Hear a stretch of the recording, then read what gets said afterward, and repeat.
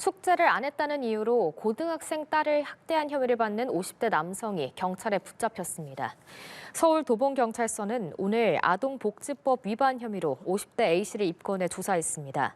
A씨는 전날 밤 도봉구 자택에서 딸이 영어 숙제를 하지 않았다며 앉았다 일어서기를 3,000번 시킨 혐의를 받고 있습니다.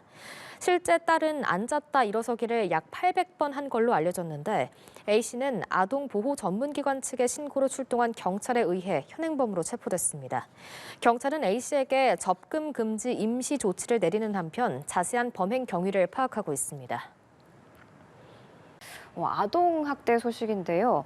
숙제를 하지 않았다면서 딸에게 앉았다 일어서기를 3,000번을 지시한 아버지가 체포가 됐어요.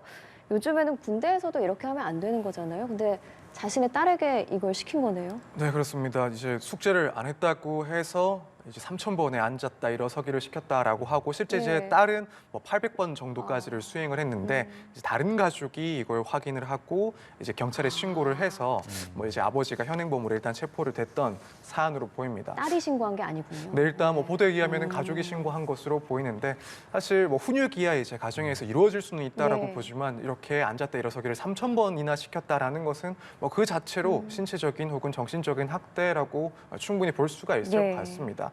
그리고 뭐 당연히 이 딸 역시도 이런 고통을 호소했을 것이 명백한 그런 사안이 아닌가라고 생각이 돼서 결국에는 이제 아동복지법상 아동의 신체에 손상을 준다거나 혹은 정신적인 건강에 해가 되는 행위를 모두 아동학대라고 보고 있기 때문에 수사 과정에서 물론 구체적인 사실관계를 더 따져보긴 하겠지만은 이런 행위 자체도 일단 아동학대다라고 일단 수사기관에서는 보고 진행이 되지 않을까 이렇게 생각이 됩니다. 그렇군요.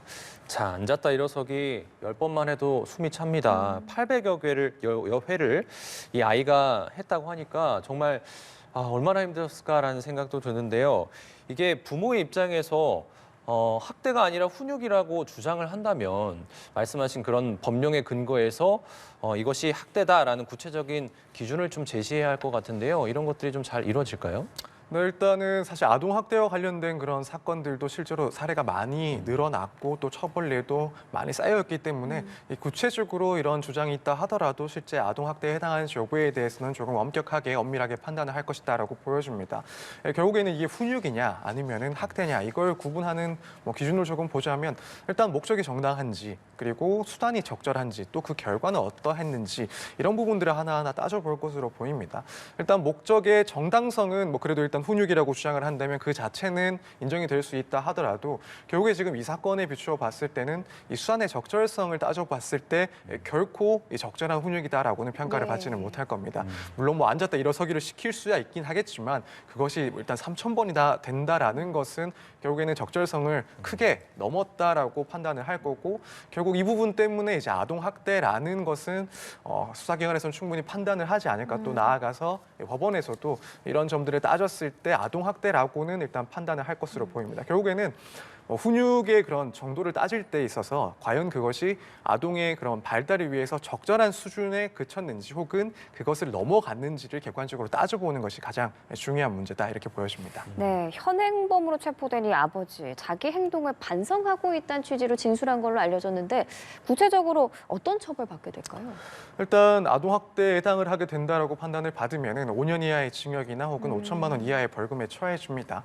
뭐 단순히 반성을 했다라는 것만으로는 뭐 처벌이 달라진다라고는 보기 조금 힘들 것 같고 결국에는 이 사건 자체에서 학대가 얼마나 심각했는지 그리고 또 한편으로는 이제 딸의 의사는 어떠한지 이런 부분도 상당히 좀 따져보지 않을까라고 생각이 됩니다. 일단 뭐 피해 아동의 딸이 분명 이제 수사기관에서 진술을 하게 될 텐데 그 진술 내용은 당연히 이 사건의 실체관계를 파악하는 데 있어서 뭐 결정적인 역할을 하기도 할 거고 또 한편으로는 이게 과연 이제 형량과 관련해서 이 딸의 입장이 어떠한지가 상당히 좀 중요하게 작용이 될 수가 있습니다. 네. 예컨대 아버지를 처벌해 달라라는 의사를 명확하게 밝힌다라고 한다면 결국 이 피해자의 딸의 입장에 따라서 조금 더 형이 가중될 가능성이 있습니다.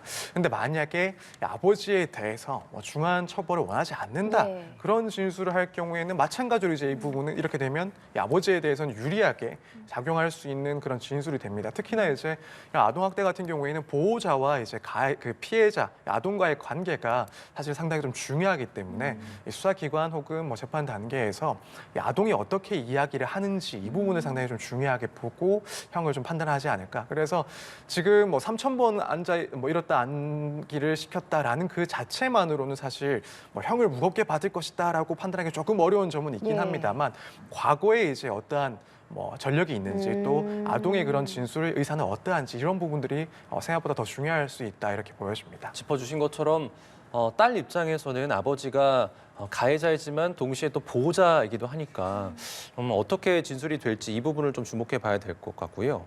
다른 가족들이 아동보호기관에 연락을 하면서 밝혀졌는데 만약에 신고를 안 했다면 학대 피해가 계속해서 이어졌을 거라는 가능성도 좀 결코 배제하지 않을 수 없을 것 같습니다. 그렇다면 앞으로 이런 학대 환경에 있는 아이들이 스스로를 지키는 어떤 방법이 좀 있다면 어떤 게 있을까요?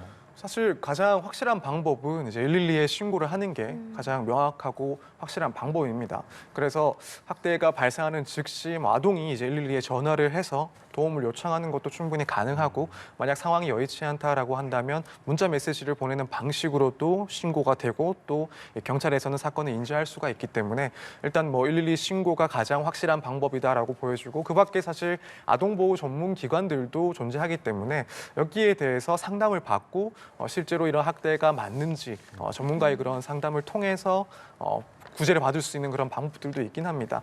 다만 이제 아무래도 아동학대의 피해자들이 아동이다 보니까 미성년자이다 보니까 이렇게 스스로 구제할 수 있는 뭐 방식은 존재하지만 그것을 기대하는 것은 현실적으로 좀 어려운 부분이 있지 않나라고 생각이 됩니다. 예. 특히나 이제 가족들 사이에서 이런 아동학대가 발생하게 되면은 더더욱 이제 아동 입장에서는 이것을 뭐 사건화하고 주변에 그런 도움을 요청하는 것이 상당히 어렵다라고 보여집니다. 그렇기 때문에 무엇보다도 중요한 것은 결국 다른 사람들, 이웃들 혹은 뭐 다른 가족들의 관심이 가장 중요하다라고 보여집니다. 이런 아동학대의 그런 범행 특성상 외부에서 사실 관심을 많이 갖지 않으면은 구체적으로 이런 학대 자체가 있는지도 파악이 안 되는 경우들이 많고 또 그렇게 되면은 피해가 반복적으로 지속될 가능성도 무척이나 높습니다. 그렇기 때문에 결국 이 주변의 그런 어른들이 얼마나 많은 관심을 갖는지가 아동학대 그 사건들을 줄여 나가는데 가장 중요한 요인이 아닐까 이렇게 생각이 됩니다. 예, 알겠습니다.